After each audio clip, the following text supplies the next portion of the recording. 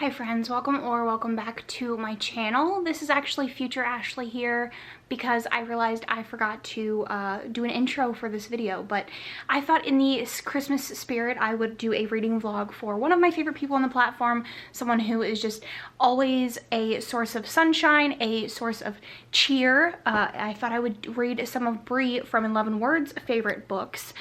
So I'm gonna end up reading 4 books. I wanted to read an extra one, but it just didn't work out. I will leave Brie's channel down below. Make sure you check her out if for some reason you haven't already.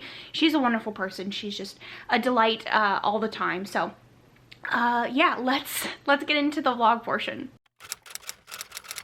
Hi friends. I usually with vlogs like this like to do 2 to 3 updates on a book before I finish it, but as you can tell, I got sick.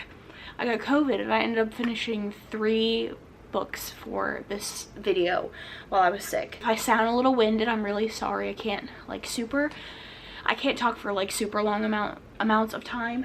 Let me go get my hot drink. So the first book that I finished for this video is The Mistwalker. This is a, I guess, monster romance, and the hero is a mistwalker.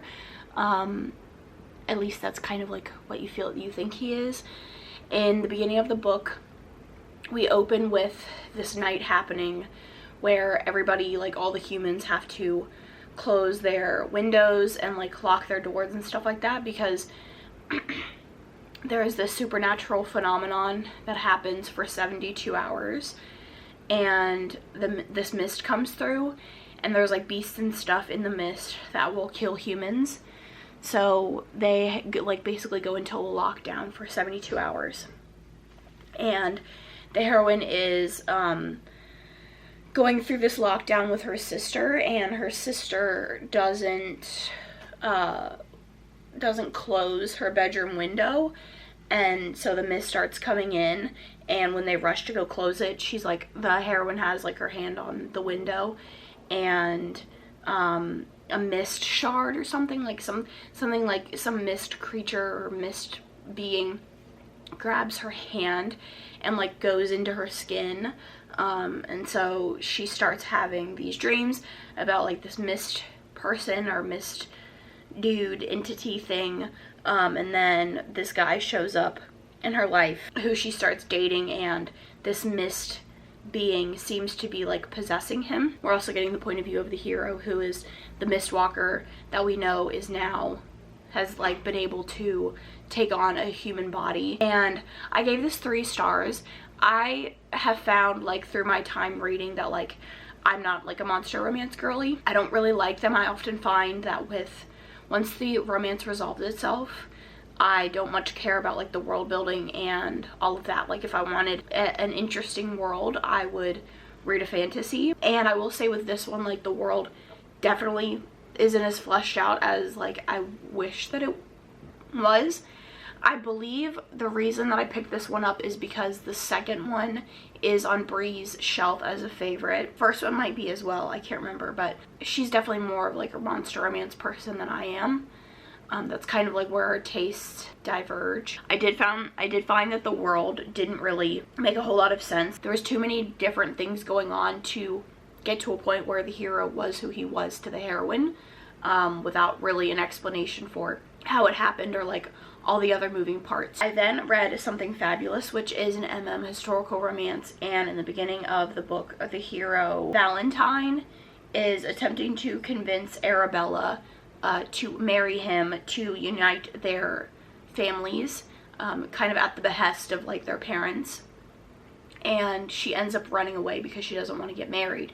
So she has to team up with his twin brother, who goes by Bonnie, to track her down. And this was such a delight to read. It is so fun. It's so witty and clever, and the audiobook experience was so fantastic. It's just this like outrageous story of this guy and his crush like trying to hunt down this woman, and she just keeps getting away, and they get into these like different scenarios that are just like so off the wall, so bonkers. that they're just hilarious. I thought the relationship was really cute, and I read a lot of reviews because this doesn't really have like the best. It has a 3.64, but when I go to like the community reviews, it's a lot of 1 stars, which is very shocking to me, because like 1 and 2 stars, which is very shocking to me because I don't know how you could dislike this book. Like, there was a lot of people that said, like, I don't get why they treated Valentine the way they did, because he's just trying to, you know, fulfill his family obligations, which, like, I get, but like, they weren't really making fun of him. Like, they were just trying to, especially on Arabella, she did seem very immature. I get why she didn't want to marry him, and I get why she like ran away, but she did seem very like all about herself. But I definitely didn't feel like Bonnie was that way. Like, I felt like Bonnie had his own motivations and his own reasons for wanting to get Arabella, and feeling like he was the sibling in the shadows of Arabella. So I feel like all of their character motivations made sense, and I didn't feel like there was any unnecessarily like bullying or being mean to Valentine. But I just thought it was a super fun adventure story that was just a fantastic time. This is my second Alexis haul. The first one that I read no, this is my first Alexis haul, and I'm reading another one of their books later in the year. But if this is what their writing is like, I've heard that their range is very large. Like, I know the other historical romance that they've written that is very popular is more emotional. So if their range is that incredible, then I can definitely see why Brie really likes them as an author. And I mean, she talks about them all the time, so I knew I had to do an Alexis haul when I was going through her list, and this was the one that like caught my eye the most, and I'm really glad I picked it up. It was a 5-star, really good adventure story, very witty, very just all over the place, just bonkers and off the wall, and I really enjoyed it. And then the other book that I finished was Behind the Bars. I find that when it comes to Brie and Mai's tastes, we generally align when it comes to emotional books, but she either loves the same books as I do, or I hate the books that she loves. Like, I'm not a big Lauren LaRoe, whatever her name is. I'm not a big fan of her. I read Hero, and I really didn't like it. But when it comes to like Brittany C. Cherry, Kennedy Ryan, people like that, we generally have the same opinions. This is about Jasmine and Eli, and in the beginning of the story, Jasmine has just moved to a new school, and her mom is really pushing her to kind of be a triple threat. So like be a dancer, be a singer, and be an actress. When we're in Jasmine's point of view, we are following this really harsh relationship with her mom, and she's like really struggling. Her mom basically tells her all the time that she's a disappointment, like that she's gonna pull out of public school if she doesn't stop wasting her time, and she's just like really abusive and really horrible to her. And then we're also following Eli, who is a kid that goes to the same high school as Jasmine, and she first sees him playing jazz music outside of her like ballet studio or something like that one day, or I think it might be a music studio. They go to the same high school, and he's like severely bullied. He has a stutter, and he's just kind of like a nerdy kid. And he has a sister, an older sister, that goes to the same school. They spark up this friendship in which Jasmine sort of bribes Eli's bullies to keep them from bullying him by like doing things for them, like going to parties with them, drinking with them, doing things sexually with them. Jasmine ends up moving away. Eli suffers a huge loss in his life. And so we flash forward to when they're adults, and they are meeting again because Jasmine decides to leave this abusive relationship with her mom and come back to, I think they're in New Orleans. I think it's New Orleans. Sparks up a friendship with a guy that was Eli's music teacher when he was younger. And so they meet that way. This is a really emotional read. We're dealing with loss, a lot of grief, a lot of anger. The bullying that is depicted in the first half of the book is very hard to read. There's some really rough scenes where like, okay, that has to be it, like that has to be the bad scene, and then it just like gets worse. And I ended up giving this 4 out of 5 stars. I think that it's a good book. it definitely tugs on your heartstrings, but I felt like the relationship was a little bit lacking in the present. And sometimes I find this with Brittany C. Cherry's books, because there's generally a like second chance aspect, and with the books that are 50% in the past, 50% in the present, I sometimes find that the present relationship isn't as developed as I would like. I definitely think this is like the better of the ones that I have this complaint about, because I think there's so much emotional connection between them when they were younger that it's more believable that they're able to pick it up when they're adults, and work through those things together and kind of trust each other.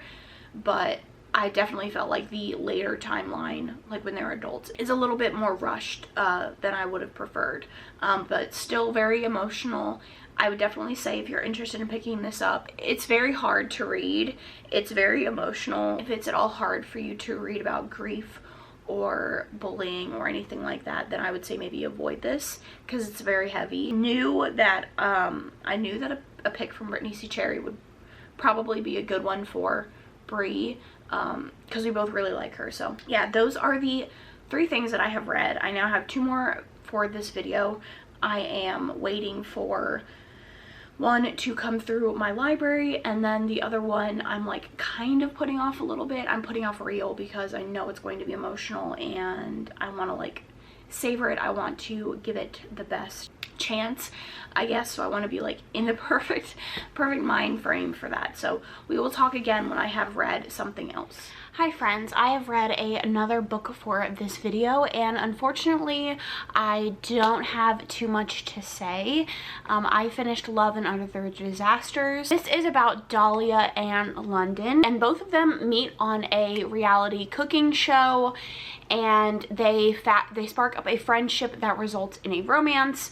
London is non-binary and Dahlia is queer, and they just help each other through the stresses of being on a reality show, in addition to Dahlia not really knowing what she wants to do with her life, and London being out publicly on the TV show sort of as like a first time.